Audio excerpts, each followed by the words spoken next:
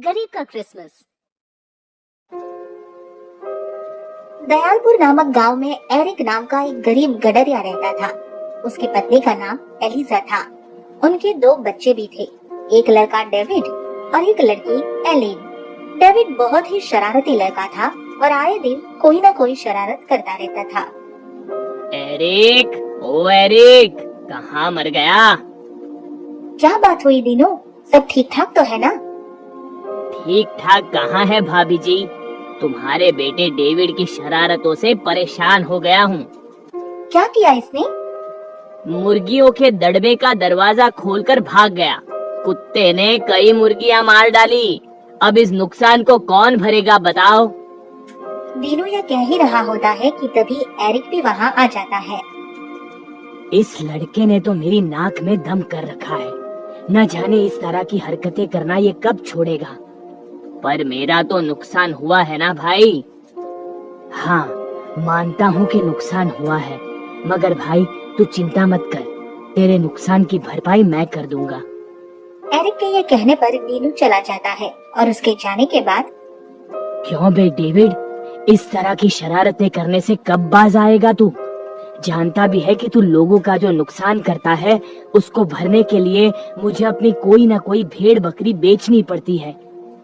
बेटा अगर तेरा यही हाल रहा तो एक दिन तू हमारी सब भेड़ बकरियां बिकवा देगा, फिर हम तुम्हारा पेट कैसे पालेंगे?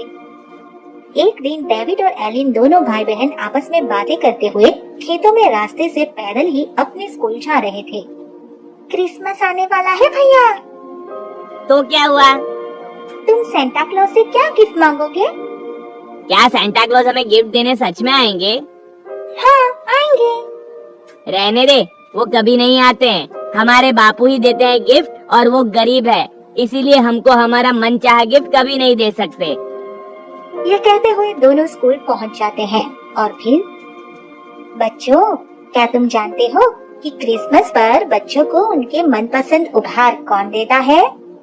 जी मैम, जानते हैं। क्रिसमस पर बच्चों को उनके मनपसंद उपहार सेंटा क्लॉज देता है। बच्चों क्या आपको पता है कि जो बच्चे अच्छे काम करते हैं, दूसरों की मदद करते हैं और दयालु होते हैं, उन्हें सेंटा क्लॉज कभी भी नहीं भुलाते। उनको उनका मनपसंद उपहार देने अवश्य आते हैं। अध्यापिका की यह बात डेविड के मन में घर कर जाती है और वह उसी दिन से शरारतें करना बंद कर देता है।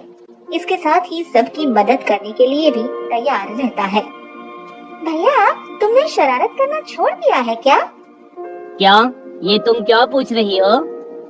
क्योंकि भैया कुछ दिनों से कोई भी काम वाला तुम्हारी शिकायत करने के लिए घर नहीं आया।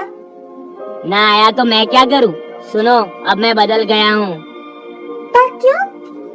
एलिन के यह सवाल पूछने पर डेविड कुछ देर के लिए खामोश हो जाता है और फिर थोड़ा भावुक होते हुए कहता है, मैं बहुत दिनों से एक वायलिन खरीदना चाह रहा हूँ, मगर बापू तो इसके लिए पैसे कभी देने वाले नहीं है। तो फिर पैसे कहाँ से लाओगे? कहीं से चोरी करोगे क्या? ए चुप कर, चोरी करने की बात की तो मारूंगा, समझी? तो फिर तुम्हें वायलिन कौन देगा? वही सेंटा क्लॉज।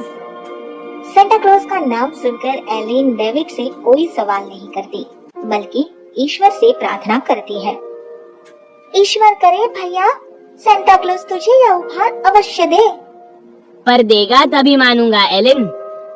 देखना भैया, सेंटा क्लॉज तुम्हारी इच्छा जरूर पूरी करेंगे। डेविड और एलिन की ये बातें एरिक सुन लेता है और उनकी ये बातें सुनकर उन्हें बच्चों पर बहुत तरस आता है।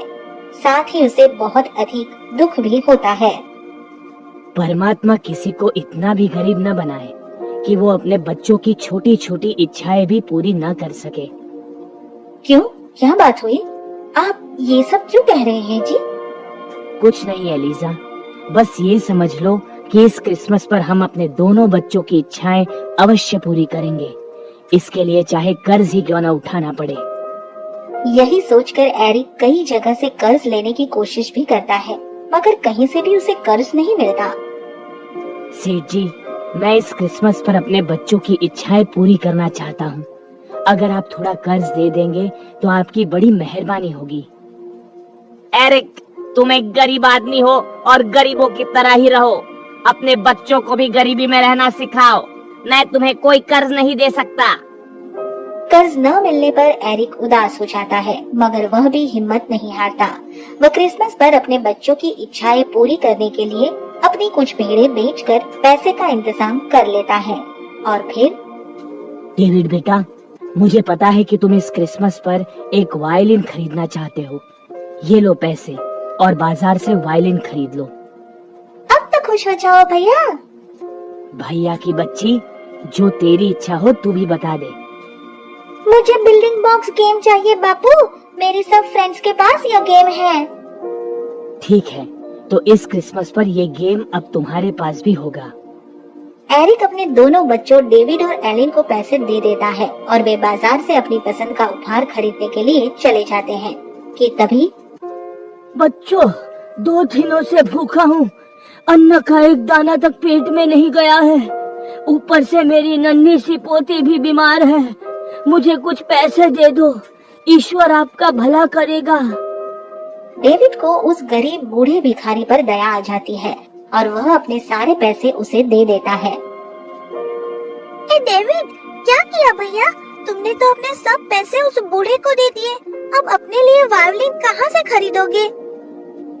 वायलिन तो मुझे क्रिसमस गिफ्ट के रूप में सैंटा क्लॉज से मिल जाएगा। अगर नहीं मिला तो भी कोई बात नहीं। किसी गरीब जरूरतमंद की मदद करने की खुशी तो मुझे मिल ही गई है ना। डेविड में यह बदलाव देखकर एलिन बहुत खुश होती है और भैया, अगर चाहो तो मेरे सारे पैसे तुम ले लो। अरे नहीं एलिन, तुम्हें अपने लिए बिल्डिंग बॉक्स गेम नहीं खरीदना है क्या? खरीदना तो है भैया। तो चल, तेरे लिए बिल्डिंग बॉक्स गेम खरीदते हैं।